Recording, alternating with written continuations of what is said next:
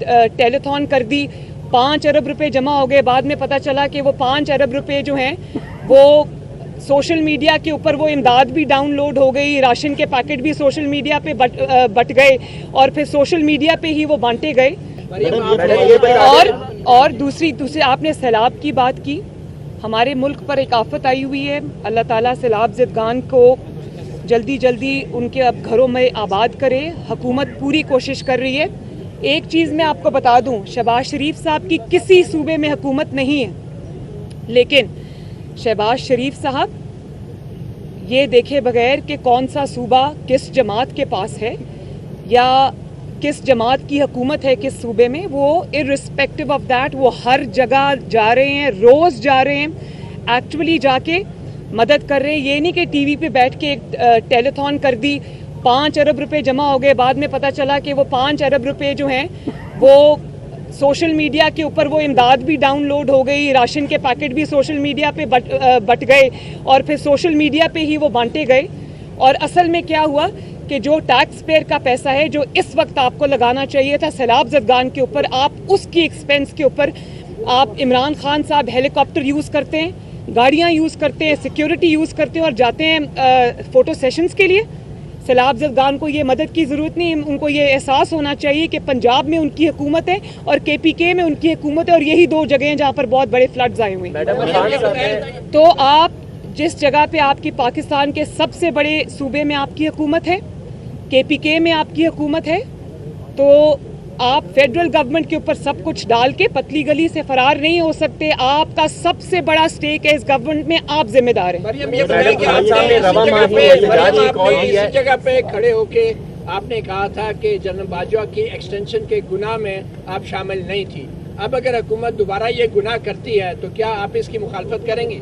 देखिए, मैं एक तो जब ये सवाल उठेगा कबल अज वक्त मैं स्पेकुलेशन पे इसका जवाब नहीं देना चाहूँगी। ये गुनाह है या नहीं? एक सेकेंड। दूसरी बात ये कि जिस शख्स ने ये कंट्रोवर्सी जानबूझ के छेड़ी है उस शख्स का नाम फितना खान है, उसका काम ही फितना डालना है। और मैं अब वो किसी एक बयान पे अपने टिक जाएं कहीं, आप देख लें कि जब वो गवर्नमेंट में थे और एक पेज पे थे तो वो सिपा सालार की तारीफ़ें हमें दिन रात सुनने को मिलती थी। फिर एक वक्त ऐसा भी आया जब वो हुकूमत से निकाले गए तो उन्होंने उनको मीर जाफ़र भी कहा, मीर सादिक भी कहा, XYZ भी कहा और फिर उनको न्यूट्रल कहा, जानवर कहा। और अब अचानक अगर वो इस बात पे आ जाए, पहले वो किसी एक स्टांस पे खड़े हों तो मैं उसके ऊपर गुफ्तगू करूं। पे खड़ी हैं? मैं अपने असूल पे खड़ी। मैडम ये फरमाइएगा कि खान साहब ने कहा है कि अगर इलेक्शन की तारीख दी जाए तो तमाम चीज़ों पे बात कर सकते हैं, मुज़ाकरात के लिए वो तैयार हैं और शहबाज चौधरी साहब के हवाले से भी कहा है कि मैं माजरत करने के लिए भी तैयार। देखिए, मेरी बात सुने, पहले आप किसी की इज्जत उछाल दें, किसी खातून जज को आप उसकी तजलील करें एक जलसे में खड़े होकर, बाद में आप आके माफ़ी मांग लें, तो ये तो चीज़ एक्सेप्टेबल नहीं है ना कि जो कुछ आपने करना था वो कर दिया।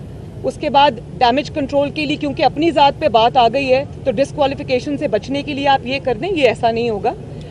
ये हम सुन के हमारे कान पक गए कि लॉ की नज़र में सब बराबर हैं और यही काम अगर किसी ऐसे इंसान ने किया होता जो सियासी ना होता या सियासी लीडर ना होता तो वो बेचारा तो अभी निहाल हाशमी की तरह, तलाल चौधरी की तरह, दानियाल अजीज़ साहब की तरह कोई बेचारा अगले 5-10 साल के लिए डिस्क्वालीफाई। उन्होंने तो किया ही कुछ नहीं था, माफ़ी मांगने के बावजूद निहाल हाशमी साहब के साथ ये हुआ।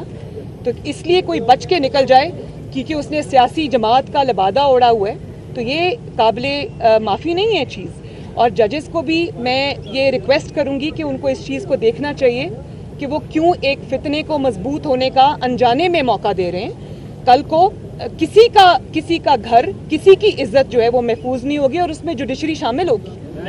एक सवाल आपने और किया, वो क्या किया? इलेक्शन की डेट मिल जाए तो मुज़ाकरात के लिए बड़ी आसान है। इलेक्शन की डेट आपको चाहिए तो तोड़ें पंजाब असेंबली, तोड़ें KPK असेंबली और चले जाएं इलेक्शन में। लेकिन एक बात मैं आपको बता दूं, ये इनकलाब जिसकी अभी एक्सपायरी हुई है ना, ये जो जाली इनकलाब था 2 महीने से ज़्यादा चल नहीं सका और आज फिर अपना CV लेके घूम रहे हैं और बैसाखियाँ ढूंढ रहे हैं। वो बैसाखियाँ जो हट चुकी थी अब वो बैसाखियाँ ढूंढ रहे हैं। तो ये जो जत्थे लाकर प्रेशर डालकर जो इलेक्शन हो या कोई और हो, ये कोई जत्थों के साथ प्रेशर के साथ कोई جو بھی یہ بلی کرنے کا طریقہ ہے نا، اس پہ نہ حکومت کو اس انسان کی کوئی بات سننی چاہیے، نہ اس کو کوئی سٹیک ہولڈر سمجھنا چاہیے. یہ پاکستان کی تباہی ہے، سٹیک ہولڈر نہیں.